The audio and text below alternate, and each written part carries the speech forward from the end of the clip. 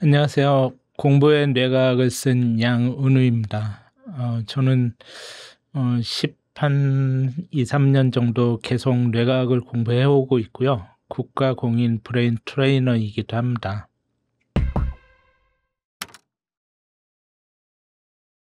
뇌과학을 바탕으로 공부를 잘하고 성공하는 사람들의 특징을 이제 말씀해 주셨는데 공부는 재능이 아니라는 게 정말인가요? 공부 재능이 있어야죠. 실제로 이제 공부 잘하는 사람들이 재능을 타고난 경우가 굉장히 많은데요. 제가 얘기하고 싶었던 거는 그 지능입니다. 지능. 우리 흔히 이제 그 공부 잘하는 거를 지능 지수 뭐 이런 걸로 좀 판단을 하잖아요. 그래서 지능이 높은 사람은 공부를 잘할 것이다. 지능이 낮은 사람은 공부를 못할 것이다. 그렇게 쉽게 판단을 해요. 근데 그게 아니고요. 지능이 높은 사람이 공부를 잘할 수 있는 어떤 상관관계가 맥시멈 25%밖에 안 된다는 거예요. 그러니까 IQ가 높다고 그래서 이 사람이 공부를 잘하느냐? 그건 아니라는 거죠. 그거보다 더 중요한 게 뭐냐면 작업 기억이라고 하는 개념이에요. 영어로 하면 워킹 메모리라고 하는데 이 작업 기억이 실제 성적에 미치는 영향이 굉장히 크다. 상관계수가 거의 1에 가깝다 하는 겁니다.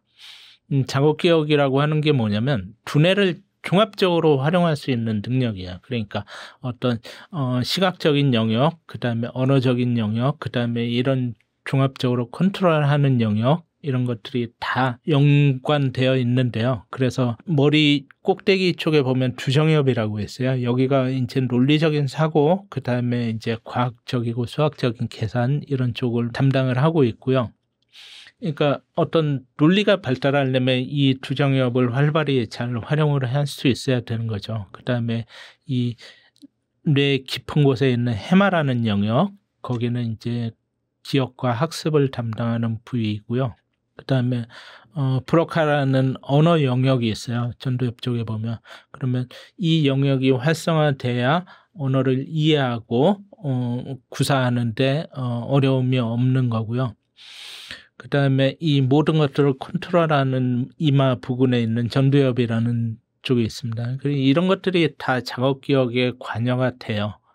근데 작업 기억을 보통은 이제 뭐 어떤 작업이란 말이 들어가서 워킹이란 말이 들어가 가지고 뭔가를 일을 할 때 잠깐 필요한 기억 이렇게 생각할 수가 있는데 그게 아니고 예를 들면 뭐 23 곱하기 15를 쓰지 않고 암산으로 계산을 한다고 한번 해보죠. 이 문제를 풀려면 23 곱하기 15를 해결하려면 쪼갤 줄 알아야 돼요. 그러니까 23 곱하기 10 더하기 23 곱하기 5 이렇게 나눌 수 있어야 되는 거죠. 그러자면 자 처음에 이제 문제를 어떻게 해결할지를 떠올려야 되죠. 이렇게 쪼개서 보자. 라고 떠올려야 되고 그 다음에 23 곱하기 10은 얼마지? 구구단을 불러와야 돼요. 장기 기억에 있는.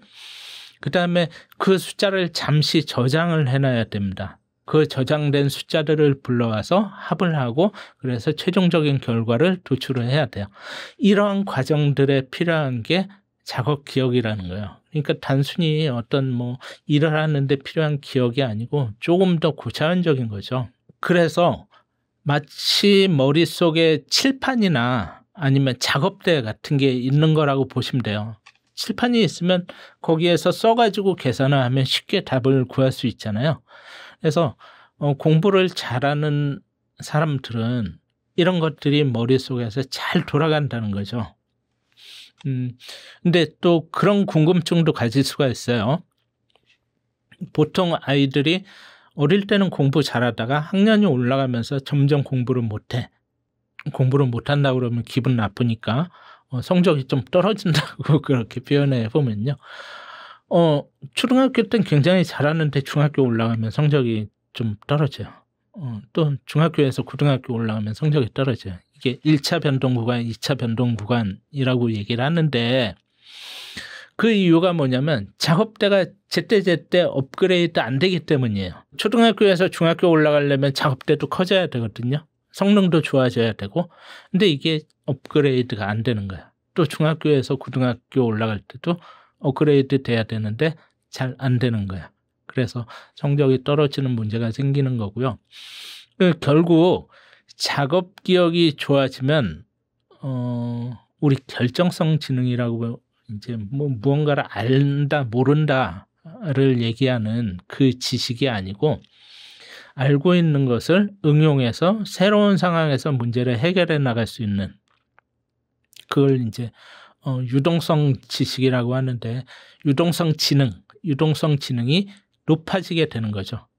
그래서 작업 기억이 뛰어난 사람들은 공부를 잘할 뿐만이 아니고 인생을 살아가는 데 있어서도 문제 해결 역량이 높아지고요. 그래서 인생을 성공적으로 살게 되고 상대적으로 부를 창출할 가능성이 커지는 겁니다.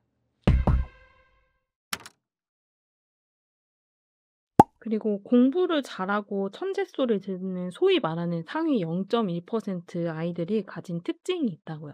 네. 우리나라 한 방송사에서 조사한 게 있는데요. 그러니까 상위 0.1%에 속한 아이들하고 평범한 아이들하고 모든 걸 다 비교를 해보는 거야. 부모의 그 교육 수준도 비교를 해보고 가정의 소득 수준도 비교를 해보고요. 소득 수준이 성적에도 영향을 많이 미치거든요. 그다음에 뭐 아이들의 지능도 비교를 해보고 여러 가지 다 비교를 해봤는데 거의 차이가 없었다는 거야. 차이가 없었음에도 불구하고 어떤 애들은 상위 0.1%에 들고 어떤 아이들은 그렇지 못하다는 거야. 그래서 그 차이가 뭔지를 계속 분석해 보니까 딱 하나 이제 차이 나는 게 나타났는데 그게 뭐냐면 자기가 아는 것을 아느냐 모르느냐에 있었다는 거예요. 그거를 메타인지라고 합니다. 내가 무언가를 알고 있는 것을 아는 거, 모르고 있는 것을 아는 거, 이게 메타인지예요. 문득 이제 그 소크라테스 얘기 떠오르는데 너 자신을 알라? 그게 메타인지인 거죠. 메타인지라고 하는 것은 메타는 이제 상위, 초월한다는 뜻이에요. 그래서 인지 위에 있는 인지라는 거거든요. 초인지라는 뜻인데 이게 왜 중요하냐면 우리가 뭔가를 잘 하려면 공부를 잘 하려면 전략이 필요해요. 예를 들어서 우리가 스포츠 경기를 하거나 전쟁에 나가서 이기려면 꼭 하는 얘기가 있잖아요. 지피지기. 적을 알고 나를 알아야 돼요. 그래야 100점 볼 텐데 적을 알고 나를 알아야 비로소 승리할 수 있는 전략을 세울 수 있다는 거예요. 그런데 적을 알고만 있어도 나를 모르면 전략을 세울 수가 없는 거죠. 공부할 때도 우리가 어떤 뭐 시험이 있고 수능이라는 게 있고 그러면 그것을 공략할 수 있는 좋은 점수를 받을 수 있는 전략을 세우려면 나를 알아야 되는 거야. 내가 어느 정도 수준에 있는지를 알아야 그걸 바탕으로 해서 전략을 세울 수 있는데 대개는 자기 자신에 대해서 잘 몰라요. 뭐 성인들도 그러지 않습니까? 나 자신에 대해서 잘 아는 것 같지만 사실은 옆 사람이 나를 보는 것보다 나 자신을 모를 때가 많아요.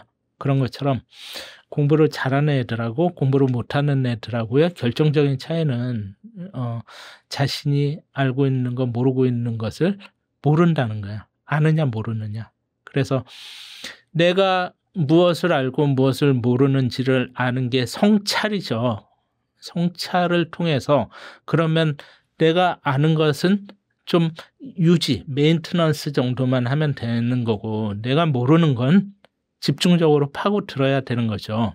그래서 그게 이제 전략이 되는 거야. 학습 전략이 되는 거고 전략이 있어야 자기 주도적 학습을 할 수 있는 거야. 전략 없이는 자기 주도적 학습이 될 수가 없어요.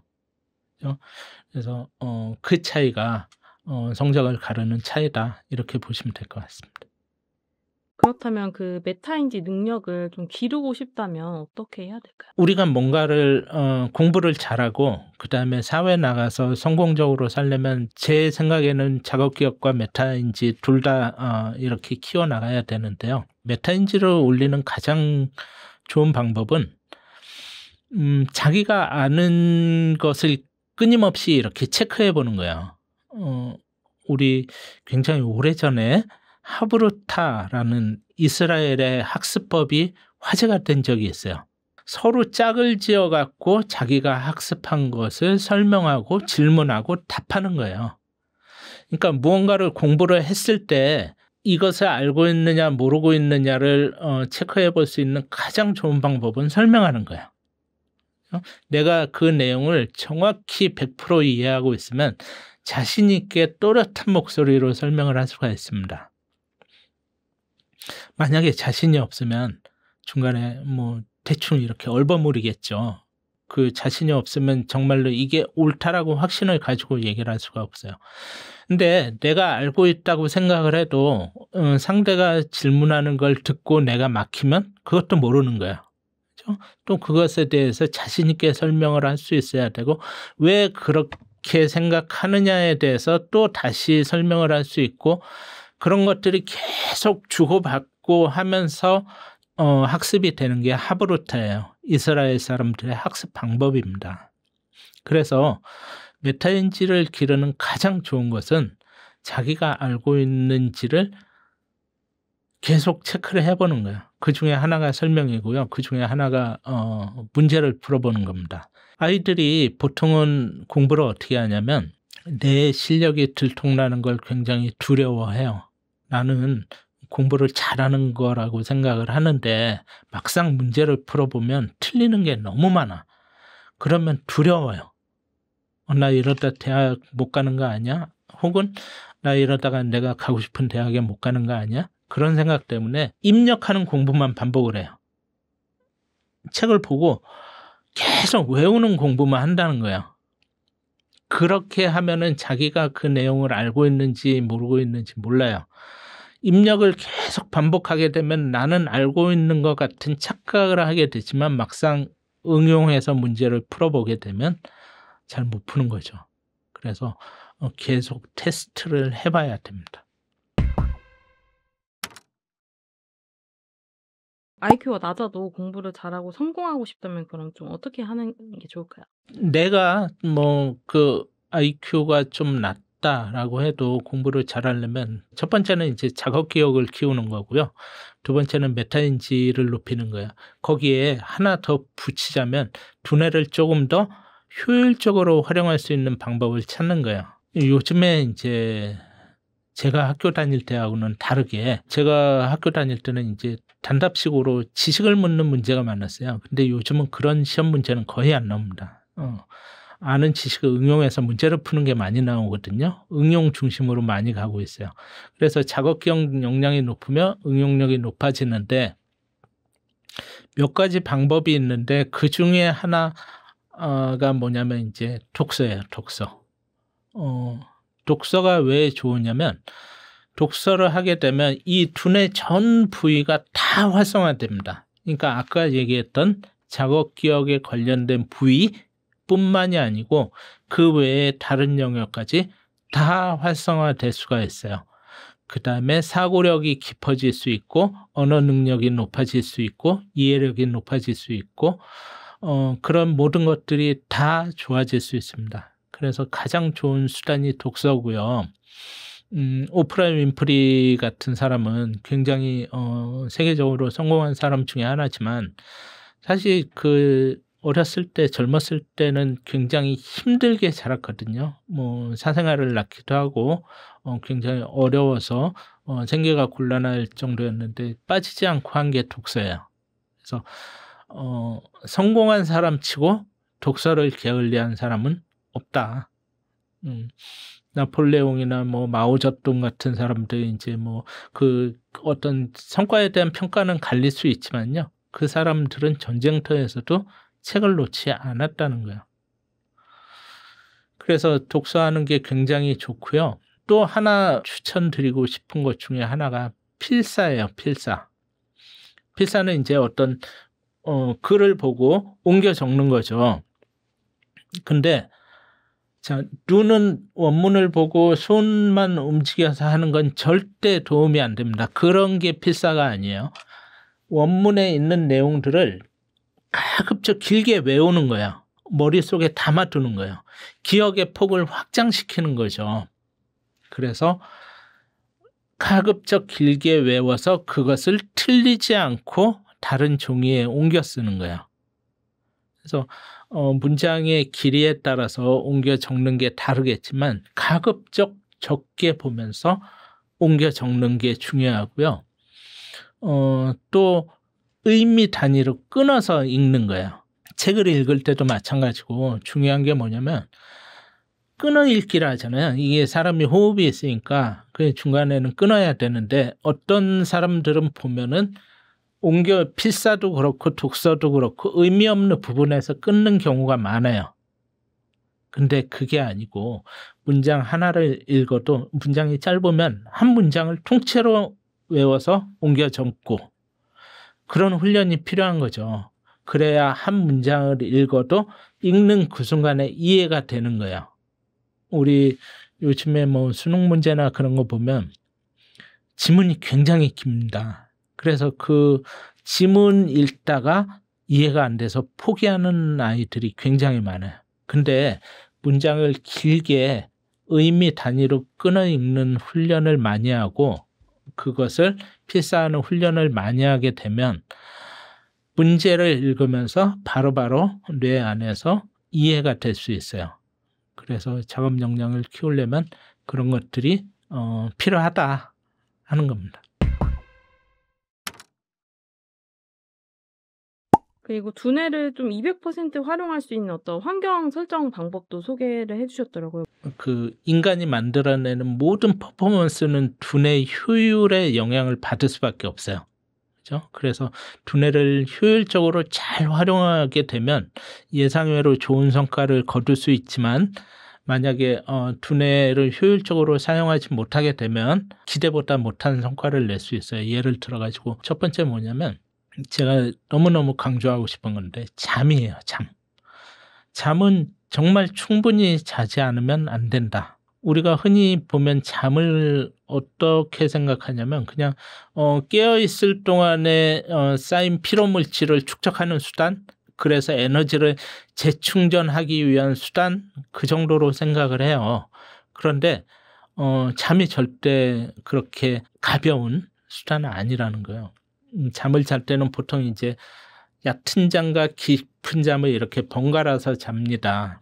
얕은 잠을 렘수면이라고 하고 깊은 잠을 비렘수면이라고 하는데 처음에 잠을 자면 이제 렘수면 단계를 거쳐서 비렘수면으로 들어가요. 그랬다가 다시 렘수면으로 오고 다시 비렘수면으로 가고, 그러니까 얕은 잠과 깊은 잠이 이렇게 하루에 4번 내지 5번 정도 이렇게 반복이 됩니다. 그 한 사이클이 90분이에요.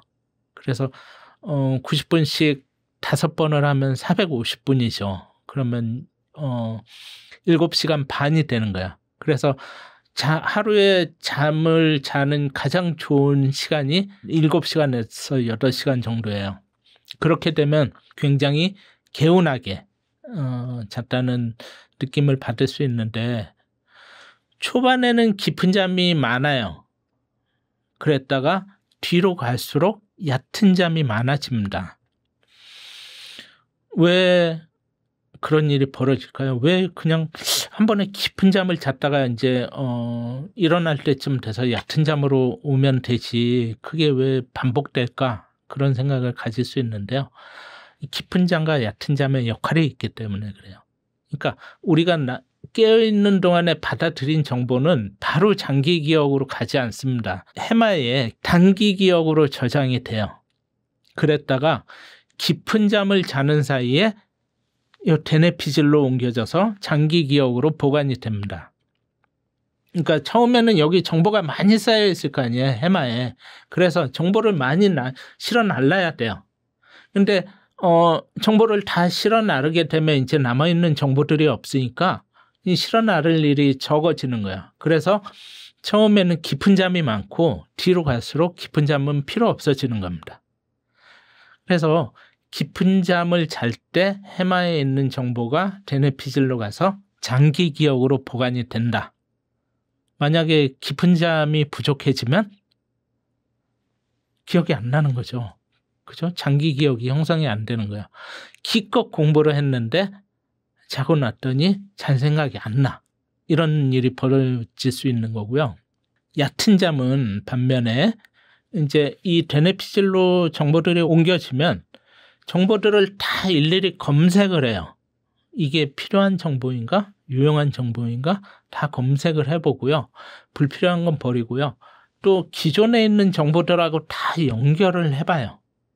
연결을 하면서 이게 쓸모가 있는지, 어떤 뭐 좀 더 창의적으로 생각할 수는 없는지 그런 것들을 만들어내요. 그게 얕은 잠에서 벌어지는 거예요. 이게 정보들이 서로 무관한 정보들이 이렇게 연결되는 과정이 꿈이에요. 그래서 얼토당토하는 뭐 그런 내용들이 많이 나타나죠, 꿈에서. 그래서 전반에 이제 정보를 왕창 이 되뇌피질로 옮겨놨으니까 뒤로 가면 갈수록 이 안에서 정보를 가공하고 다듬는 일이 많이 벌어지는 거예요. 그래서 후반으로 갈수록 얕은 잠이 많아지는 거고요. 그래서 깊은 잠을 잘 자면 기억이 강화되는 거고요. 공고해지는 거예요. 얕은 잠을 잘 자면 어떤 창의력 같은 게 높아지는 거죠. 그래서 만약에 시간이 부족해, 그래서 잠을 아껴서 공부를 해 하면 밑빠진 독에 물 붓는 거나 마찬가지입니다. 그 다음에 두 번째가 뭐냐면 운동이에요. 운동. 보통 이제 학년이 높아지고 큰 시험이 다가오고 그러면 이제 운동하는 시간을 줄이죠. 운동 안 하고 그냥 책상에 앉아서 계속 공부만 해요. 그런데 운동을 하면 이 혈류가 굉장히 빨라집니다. 뇌로 가는 혈류가 빨라져요. 산소 공급이 원활하게 되고요. 영양 공급이 굉장히 좋아져요. 그런데다가 이 안에서 각종 좋은 호르몬, 신경전달 물질이 많이 분비가 돼요. 그래서 학습의 최적의 상태를 만들어줘요. 운동하지 않은 상태하고 한 30분 정도 숨차게 운동을 한 상태하고 이렇게 그 공부를 하고 나면 학습 효과가 운동한 쪽이 훨씬 높아요. 만약에 내가 과외 받을 돈도 없고 학원 다닐 돈도 없고 너무 경제적으로 어려워서 그렇다라고 하면 운동을 시키면 돼요. 그것만으로도 어느 정도 학습 효과가 높아질 수 있어요. 물론 이제 그 운동을 한다고 공부 잘하는 게 아니고 공부 잘할 수 있는 토양을 만들어 주는 거예요. 이 받아들이는 게 달라질 수 있는 거예요. 스폰지처럼 학습 내용을 쭉쭉 받아들일 수 있게 만들어 주는 게 운동이에요. 그다음에 이제 일주기 리듬이라는 게 있습니다. 보통 사람이 겉으로 보면 체온이 36.5도인데 이 아주 깊은 곳, 심장과 폐 부근에서는 온도가 이렇게 오르고 내리고 해요. 그래서 이게 24시간을 주기로 해서 바뀌는데 아침에 6시쯤에 바닥에 있다가 이게 해가 뜨고 날이 밝아지면 이제 일주기 리듬이 쭉 올라갑니다. 그래서 저녁 8시쯤에 피크를 쳐요. 그랬다가 다시 떨어집니다. 그래서 11시쯤 되면 급격히 떨어지고요. 그래서 11시가 되면 졸려요. 이제 졸린 건 멜라토닌이라는 뭐 호르몬도 영향을 미치지만 그때쯤 잠을 자야 돼요. 그래서 11시에서 뭐 6시, 7시 이 정도까지 잠을 자야 되는데 이렇게 일주기 리듬이 상승하는 구간이 있고 하락하는 구간이 있어요. 근데 이렇게 상승하는 구간에서는 굉장히 집중력도 높아지고 주의력도 높아지고 효율도 날 수 있는데 떨어지는 구간은 그렇지 않은 거죠. 그래서 만약에 어려운 이해력이 필요하고 이렇게 논리적인 사고가 필요하고 그런 공부를 일주일 리듬이 떨어지는 구간에 한다고 그러면 효율이 떨어질 수 있는 거예요. 일주일 리듬이 올라가는 그 구간에서는 주의력이 필요하고 집중력이 필요하고 논리적 사고와 이해력이 필요한 그런 과목을 하고 좀 일주일 리듬이 떨어지는 때는 암기 과목이라든가 상대적으로 수월한 그런 공부를 하는 게 좋죠. 그 외에 이제 두뇌를 좀 효율적으로 쓸 수 있는 방법은 많이 있습니다. 보통 보면 우리가 주의를 유지하는 시간은 나이 플러스 마이너스 2예요. 그러니까 나이가 어리면 어릴수록 집중할 수 있는 시간이 짧아지고요. 성인은 맥시멈 20분이에요. 20분을 넘지 못하거든요. 20분이 넘어가면 주의력이 떨어져요. 그래서 1시간 내내 책상 앞에 앉아서 뭔가를 입력하는 공부를 하는 것보다는 20분은 입력을 하고 나머지 20분 문제를 풀어보는 거예요. 문제를 풀어보면서 주의를 좀 풀어주고 다시 20분은 또 입력을 하고 이런 식으로 이완과 그 집중을 반복하면서 공부하는 게 좋고요. 입력하는 공부보다는 출력을 많이 하는 게 좋습니다.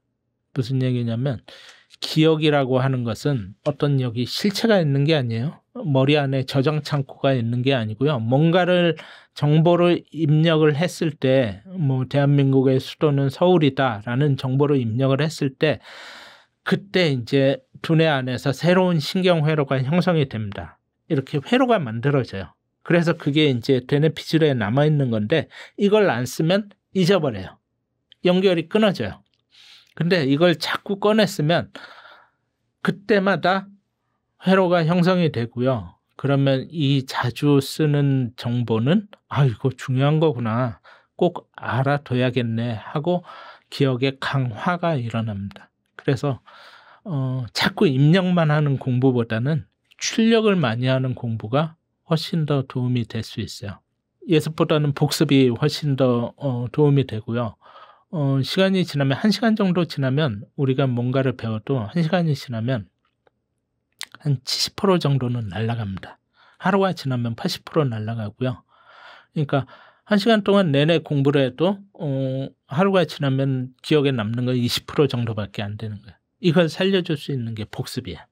복습을 해서 망각을 자꾸 줄이는 거죠. 복습을 등한시하시면 안 된다 하는 겁니다. 그 성공한 부자나 천재들은 자녀에게 그 어린 시절에 공통적으로 어떤 훈련을 시키는지, 어떤 교육을 시키는지 궁금한데 좀 말씀 부탁드립니다. 다 좀 다르겠죠. 각자의 상황에 따라서 다 다를 수는 있는데 제 생각에 가장 중요한 건 이 메타인지인 것 같아요. 메타인지를 어떻게 키우느냐. 그래서 유대인들도 그렇게 이제 하우르타 교육법을 강조하고 심지어 이제 그 중국에도 도서관에 가보면 이제 굉장히 시끄럽거든요. 서로 이렇게 하브루타처럼 학습을 해요. 서로 이렇게 토론해 가면서. 사실 옛날에 우리나라에서도 학습법이 그랬었는데 바뀐 거거든요. 메타인지라는 게 자기가 자기의 현재 상황을 정확히 성찰을 하고 원하는 방향으로 나가는 거야. 그게 이제 우리가 흔히 하는 얘기로 하면 내비게이션입니다. 내비게이션이요. 내비게이션이라는 게 지금은 이제 자동차에서 쓰고 있지만 원래는 항해 용어예요. 그러니까 배가 항구에서 출발을 해서 목적지까지 가는데 이제 세팅을 하죠. 어떤 경로로 가야 될지를 세팅을 하는데 바다에서는 육지하고 좀 달라요. 주위에 뭐 참고할 만한 지형이 없죠.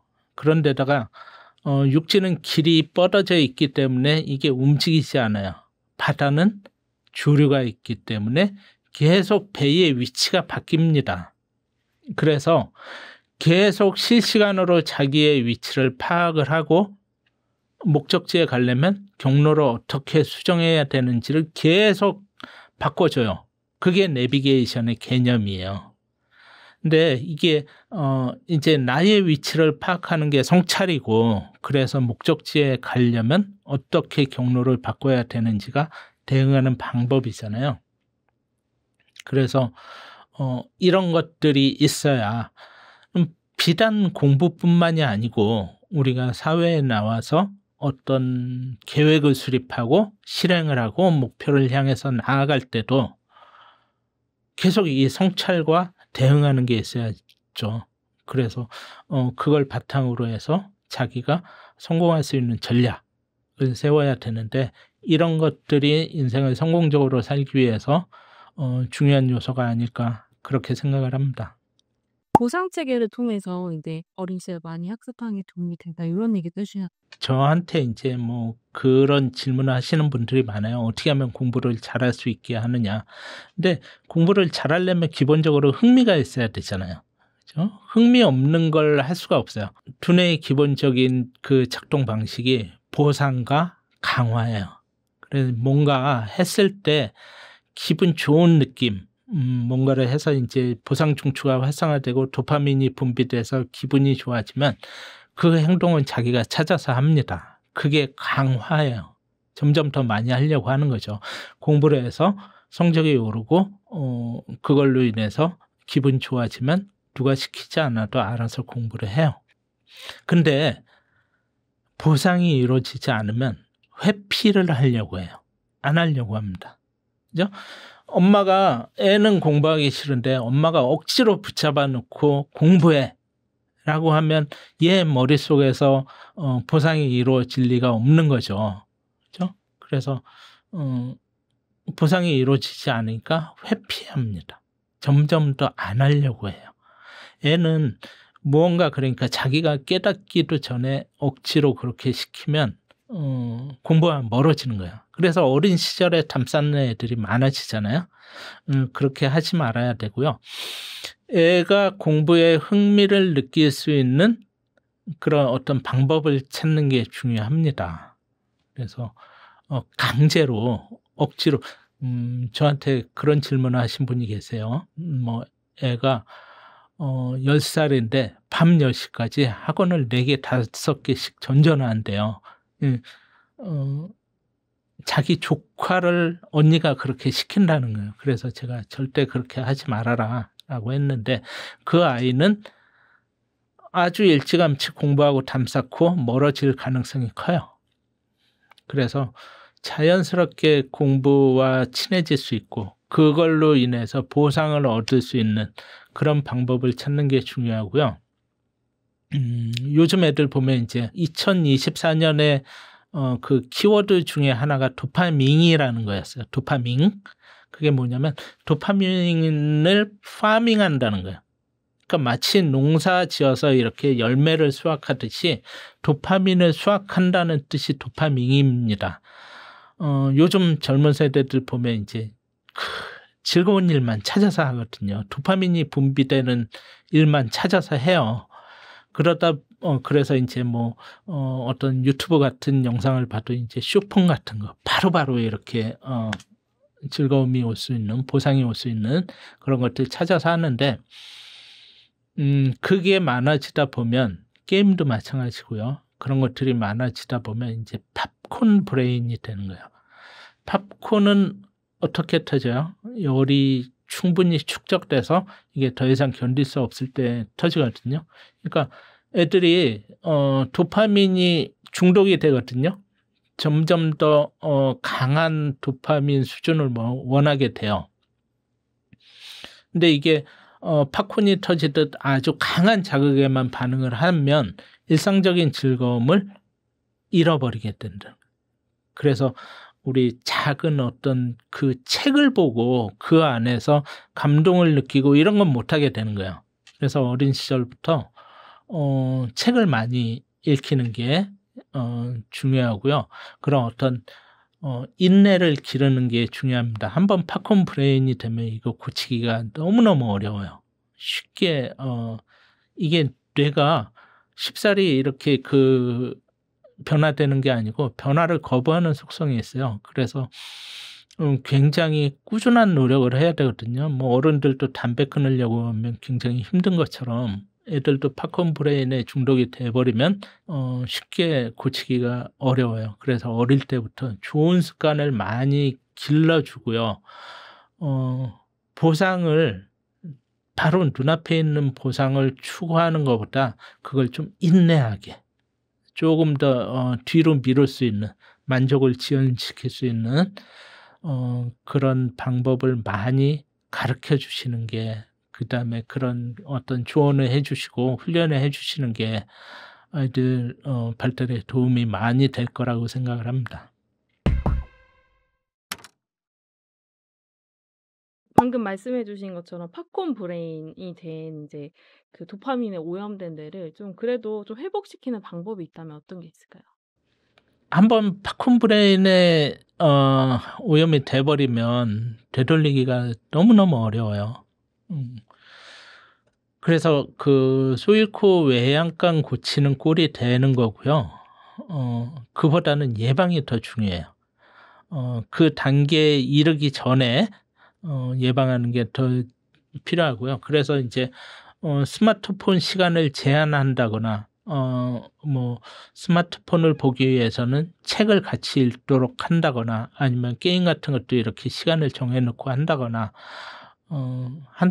지금도 있는지 모르겠지만 뭐 한때 게임 밀몰제 그런 것도 있었잖아요. 그런 것도 이제 그런 이유에서 등장을 했다고 생각하는데 애하고 이제 인터랙션을 많이 할 필요가 있죠. 보통 보면 그런 어떤 팝콘 브레인이 되는 아이들, 그러니까 무언가에 중독이 되는 아이들은 다 나름의 이유가 있어요. 그러니까 부모하고 충분히 이렇게 교감하지 못한다든가 정서적으로 뭐 외로움을 느낀다든가 그런 이유가 있기 때문에 방치하시면 안 돼요. 애들한테 관심을 가지고 잔소리를 하는 게 아니고 좋은 방향으로 이끌어 나갈 수 있게 자기도 노력을 해야 되는 거지. 자기 노력을 안 하면서 너 이렇게 해야 된다 하면 그건 잔소리가 되는 거고요. 그러면 아이들은 반항을 할 수밖에 없습니다.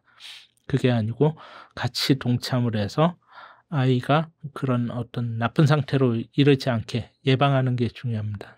제가 말씀드린 내용들이 어떻게 보면 이제 이 짧은 시간에 전달하려다 보니까 이제 이론적으로 좀 들릴 수도 있는데요. 실질적으로 이제 이론에 그치는 것보다 실질적으로 이제 방법을 찾아서 직접 이제 실행을 하시면서 여러분 생활에 이제 도움이 많이 되셨으면 좋겠어요. 뇌는 가소성이라는 게 있어가지고 계속 좋은 방향으로 바꿔나가려고 노력하고 훈련을 하면 좋아질 수 있습니다. 그리고 한번 바뀐 뇌는 계속 유지가 될 수 있거든요. 그래서 실질적으로 우리 뇌를 좋은 방향으로 바꿀 수 있는 방법들을 찾아가지고 실천을 하시면 좋을 것 같습니다. 고맙습니다.